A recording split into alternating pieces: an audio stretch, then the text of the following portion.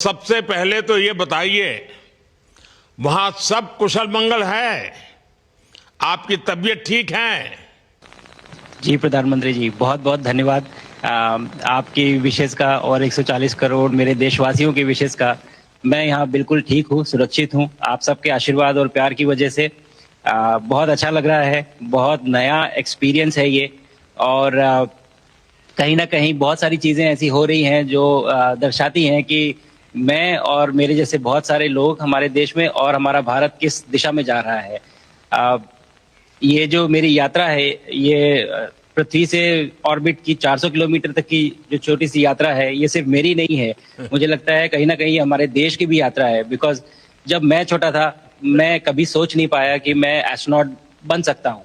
लेकिन मुझे लगता है आपके नेतृत्व में आज का भारत ये मौका देता है और उन सपनों को साकार करने का भी मौका देता है।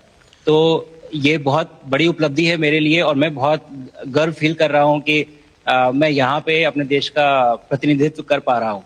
धन्यवाद प्रधानमंत्री जी। शुभ। आप दूर अंतरिक्ष में है, जहां ग्रेविटी ना के बराबर है, पर हर भारतीय देख रहा है कि आप कितने डाउन टू अर्थ है। आप जो गाजर का हलवा ले गए हैं, क्या उससे अपने साथियों को खिलाया? जी प्रधानमंत्री जी, ये कुछ चीजें मैं अपने देश की खाने की लेके आया था, जैसे गाजर का हलवा, मूंग दाल का हलवा और आमरस। और मैं चाहता था कि ये बाकी भी जो मेरे साथी हैं, बाकी देशों से जो आए हैं, वो भी इसका स्वाद लें और चखें। जो भारत का जो रिच कलिनरी हमारा जो हेरिटेज है, उसका एक्सपीरियंस लें। तो हम सभी ने बैठ के इसका स्वाद लिया साथ में, और सबको बहुत पसंद आया। कुछ लोग हैं कि कब वो नीचे आएंगे और हमारे देश आए और इनका स्वाद ले सके हमारे साथ। शुभ। परिक्रमा करना भारत की सदियों पुरानी परंपरा है। आपको तो पृथ्वी माता की परिक्रमा का सौभाग्य मिला है। अभी आप पृथ्वी के किस भाग के ऊपर से गुजर रहे होंगे? जी प्रधानमंत्री जी, इस समय तो मेरे पास ये इंफॉर्मेशन उपलब्ध नहीं है, लेकिन थोड़ी देर पहले मैं खिड़की से, विंडो से बाहर देख रहा था, तो हम लोग हवाई के ऊपर से गुजर रहे थे। अच्छा। और हम दिन में 16 बार परिक्रमा करते हैं। 16 सूर्योदय और 16 संन्यास, सनराइज और सनसेट हम देखते हैं ऑर्बिट से। और बहुत ही अचंभित कर देने वाला ये पूरा प्रोसेस है। इस परिक्रमा में, इस तेज गति में, जिस हम इस समय करीब 28,000 किलोमीटर प्रति घंटे की रफ्तार से चल रहे हैं आपसे बात करते वक्त, और ये गति पता नहीं चलती क्योंकि हम तो अंदर हैं, लेकिन कहीं ना कहीं ये गति जरूर दिखाती है कि हमारा देश कितनी गति से आगे बढ़ रहा है इस समय, कि हम यहाँ पहुंचे हैं और अब यहाँ से और आगे जाना है। अच्छा शुभ, अंतरिक्ष की विशालता देखकर सबसे पहला विचार क्या आया आपको?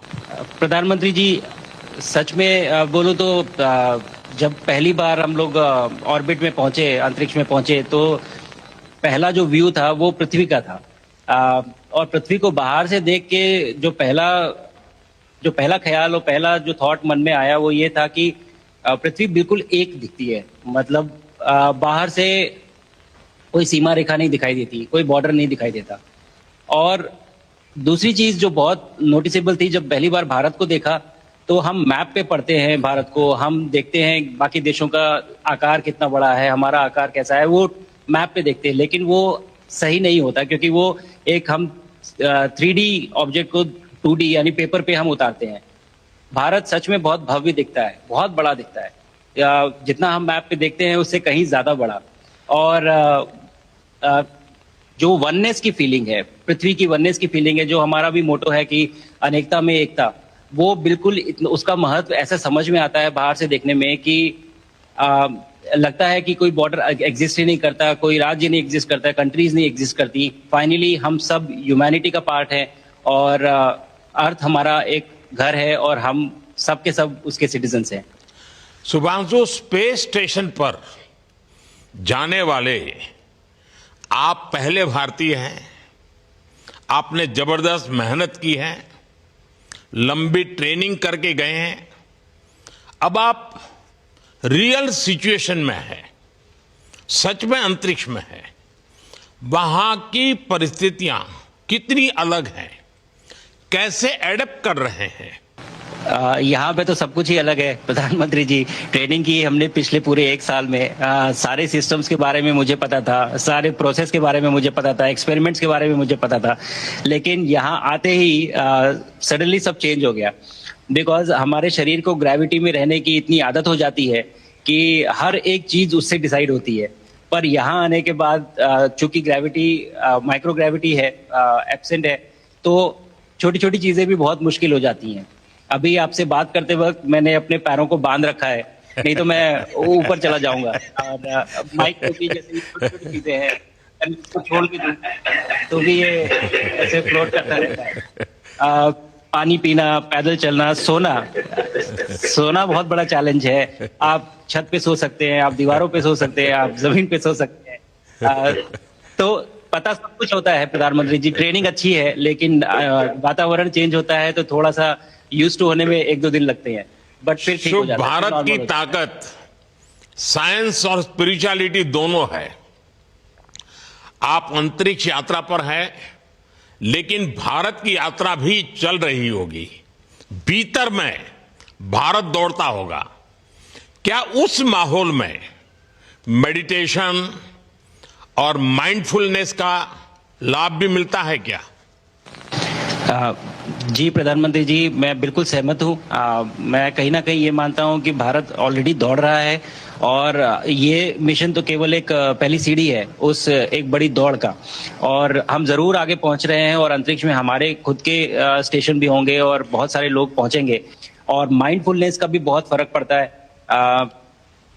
बहुत सारी सिचुएशंस ऐसी होती हैं नॉर्मल ट्रेनिंग के दौरान भी या फिर लॉन्च के दौरान भी, जो बहुत स्ट्रेसफुल होती हैं, और माइंडफुलनेस से आप अपने आप को उन सिचुएशंस में शांत रख पाते हैं, और अपने आप को काम रखते हैं, अपने आप को शांत रखते हैं, तो आप अच्छे डिसीजन ले पाते हैं। कहते हैं कि दौड़ते हुए भोजन कोई भी नहीं कर सकता, तो कितना आप शांत रहेंगे उतना ही अच्छे से आप डिसीजन ले पाएंगे। तो आई थिंक माइंडफुलनेस का बहुत इंपॉर्टेंट रोल होता है इन चीज़ों में। तो दोनों चीज़ें अगर साथ में एक प्रैक्टिस की जाएं तो ऐसे एक चैलेंजिंग एनवायरनमेंट में या चैलेंजिंग वातावरण में मुझे लगता है ये बहुत ही यूजफुल होंगी, और बहुत जल्दी लोगों को अडेप्ट करने में मदद करेंगी। आप अंतरिक्ष में कई एक्सपेरिमेंट कर रहे हैं। क्या कोई ऐसा एक्सपेरिमेंट है जो आने वाले समय में एग्रीकल्चर या हेल्थ सेक्टर को फायदा पहुंचाएगा? जी प्रधानमंत्री जी, मैं बहुत गर्व से कह सकता हूं कि पहली बार भारतीय वैज्ञानिकों ने 7 यूनिक एक्सपेरिमेंट्स डिजाइन किए, जो कि मैं अपने साथ स्टेशन पे लेके आया हूं। और पहला एक्सपेरिमेंट जो मैं करने वाला हूं, जो कि आज ही के दिन में शेड्यूल्ड है, वो है स्टेम सेल्स के ऊपर।